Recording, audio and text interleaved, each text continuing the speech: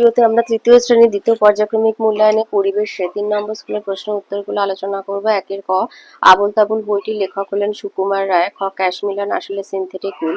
গ, কলকাতার post office নম্বর শুরু হয় ৭০০ দিয়ে। ঘ, ম্যাপ কথাটির বাংলা অর্থ মানচিত্র। ঙ, রাজমিস্ত্রিরা গাঁথুনি ঠিক করেন উলনদড়ি দিয়ে।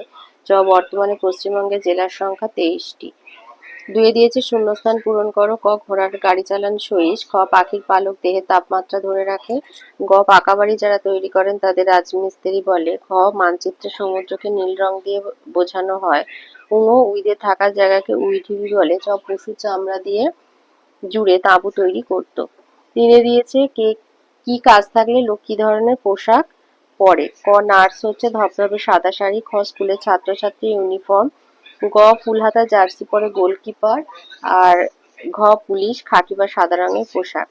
৪ দিয়েছে সঠিক বাক্যের পাশে সত্য আর ভুল বাক্যের পাশে মিথ্যা লেখো। ক, ভেড়ার লোম থেকে তৈরি হয় সিনথেটিক সুতো, মিথ্যা। খ, মৌমাছির বাসাকে উইডিবি বলে, মিথ্যা। গ, পাহাড়ি অঞ্চলে পাথর দিয়ে ইটের কাজ হয়, সত্য। ঘ, শিকার করা একটি নতুন জীবিকা, মিথ্যা। ৫ দিয়েছে স্তম্ভ মেলানো। ক, চিঠি হবে ৩ পিয়ন। ক, গাছের ছাল হবে ৪ মানুষের প্রথম পোশাক। গ, মাটির কলসি হবে জল ঠান্ডা করে। ঘ, কৃষক হবে ফসল ফলানো। ৮৬ ছয়ের কতে বলেছে অ্যাপ্রন কি। অ্যাপ্রন কি, এটা আছে ৫২ পাতায়।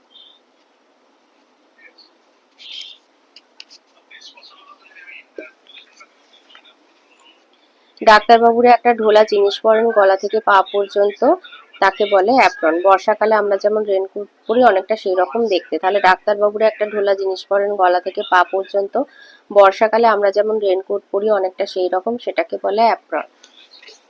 খতে বলেছে পশ্চিমবঙ্গে ৪টি প্রতিবেশী দেশের নাম লেখো।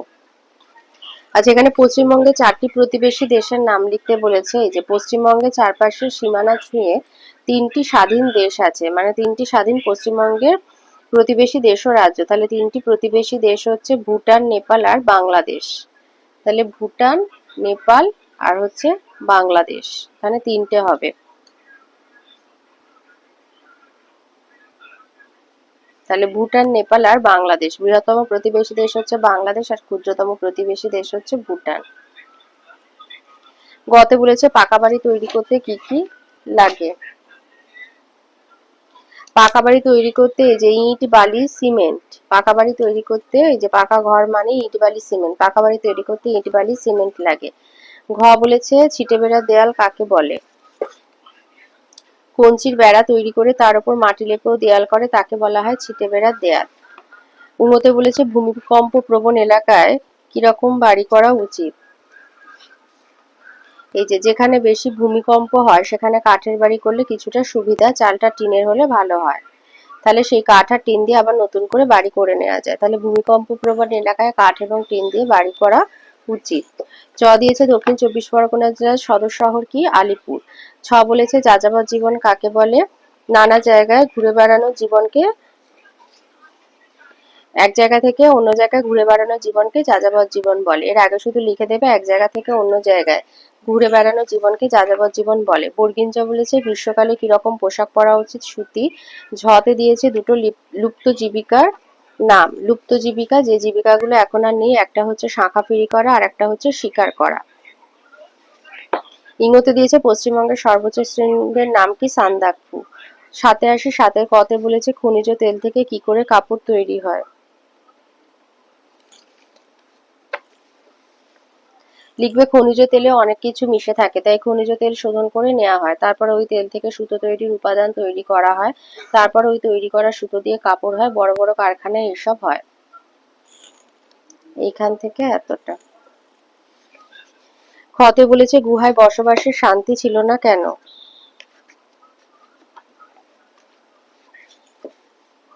এই যে গুহাতেও শান্তি ছিল না কারণ কিছুদিন পরে সেখানে খাবার ফুরিয়ে যেত, তাই জন্য গুহাতে শান্তি ছিল না। তার সাথে দিয়েছে আদিম যুগে মানুষ রাতে কোথায় থাকতো। এই যে রাতে কোথায় থাকতো, খোলা আকাশের তলায় থাকতো, গাছতলায় থাকতো, ছোটখাটো গুহা পেলে থাকতো, তবে তাঁবুতেও থাকতো। গ বলেছে তুমি তোমার পরিবারের অন্যদের কিভাবে সাহায্য করো। এই যে এখানে বলেছে কেয়া পরিবারের অন্যদের কিভাবে সাহায্য করে, তো লিখবে এখানে কেয়া না লিখে লিখবে যে আমি পরিবারের অন্যদের নানাভাবে সাহায্য করি।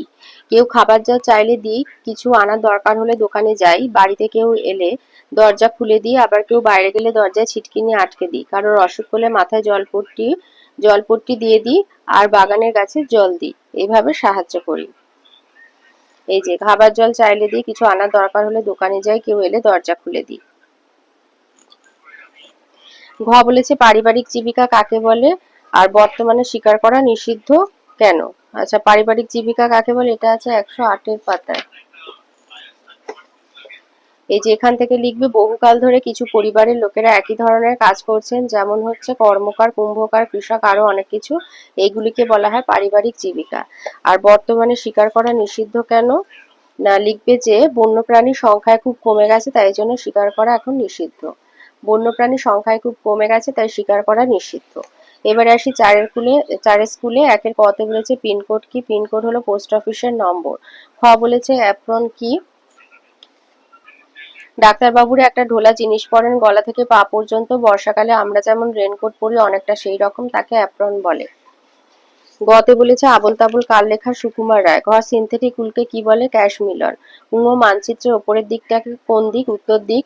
ভূমিকম্প প্রবণ এলাকায় কি দিয়ে বাড়ি তৈরি হয়, কাঠ ও টিন দিয়ে। কম্পিউটারে দোকান করা কি ধরনের জীবিকা, নতুন জীবিকা। দুয়ে দিয়েছে শূন্যস্থান পূরণ। ক আমাদের রাজ্যের নাম হলো পশ্চিমবঙ্গ। খ পাট হলো গাছের আঁশ। গ শীতকালে সোয়েটার পরলে আরাম পাবে। খ আগেকার দিনে ছোটরা ইজের পরতো। তিনে দিয়েছে সঠিক উত্তরের সত্য, ভুল উত্তরের পাশে মিথ্যা লেখো। ক টুনটুনির বই লিখেছেন সুকুমার রায়, মিথ্যা। উপেন্দ্র কিশোর রায়চৌধুরী। খ রাজমিস্ত্রিরা বাটালি দিয়ে গাঁথুনি ঠিক করে, মিথ্যা। ওলন দড়ি দিয়ে গাঁথুনি ঠিক করে। গ বন্যাপ্রবণ এলাকায় নিচু জায়গায় বাড়ি করতে হয়, মিথ্যা। উঁচু জায়গায়। ঘ ফেলুদার গল্প লিখেছেন সত্যজিৎ রায়, সত্য। কাঁচা বাড়ি তৈরি করেন ঘরামি, এখানে আছে রাজমিস্ত্রি, তাই মিথ্যা। চার দিয়েছে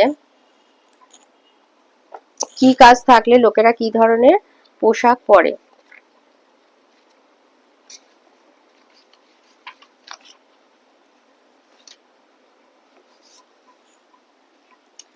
এই যে পুলিশ পরে খাকি বা সাদা রঙের শার্ট, ফুল প্যান্ট। তারপরে আছে নার্স,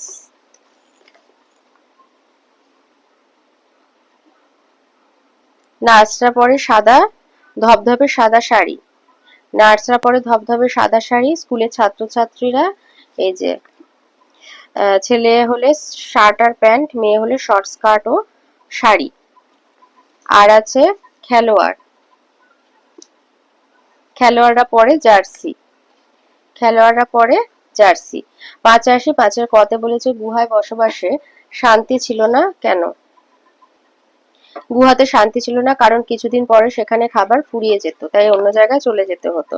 আদিম মানুষেরা কোথায় বসবাস করত,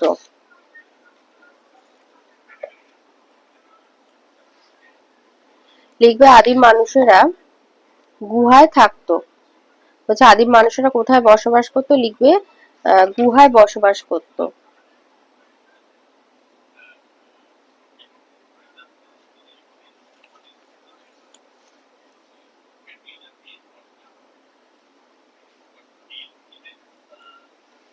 বা এটাও লিখতে পারো যে তারা খোলা আকাশের তলায় থাকতো, গাছতলায় থাকতো, ছোটখাটো গুহা পেলে থাকতো, আবার তাঁবুতেও থাকতো। খ বলেছে পারিবারিক জীবিকা কাকে বলে। বহুকাল ধরে কিছু পরিবারের লোকেরা একই ধরনের কাজ করছেন, যেমন কর্মকার, কুম্ভকার, কৃষক, আরো অনেক কিছু, এগুলোই পারিবারিক জীবিকা। গ বলেছে দরমা কি, এটা কি কাজে লাগে। এই যে দরমা কি, লিখবে বাঁশ চেঁচে পাতলা করে তা থেকে দরমা তৈরি করা হয়, তাহলে বাঁশ চেঁচে পাতলা করে তা থেকে দরমা তৈরি করা হয়। আর দরমা হচ্ছে অনেক বাড়ি দরমা দিয়ে ঘেরা হয়, তাহলে দরমা দিয়ে বাড়ি ঘেরা হয়, বাড়ি তৈরির কাজে দরমা লাগে। ঘ বলেছে উল এবং তুলোর একটা করে ব্যবহার লেখো।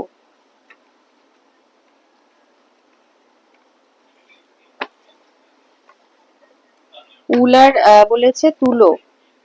এই যে কার্পাস তুলোর সুতো থেকে বানানো, কার্পাস তুলোর সুতো হচ্ছে প্রাকৃতিক সুতো, এখান থেকে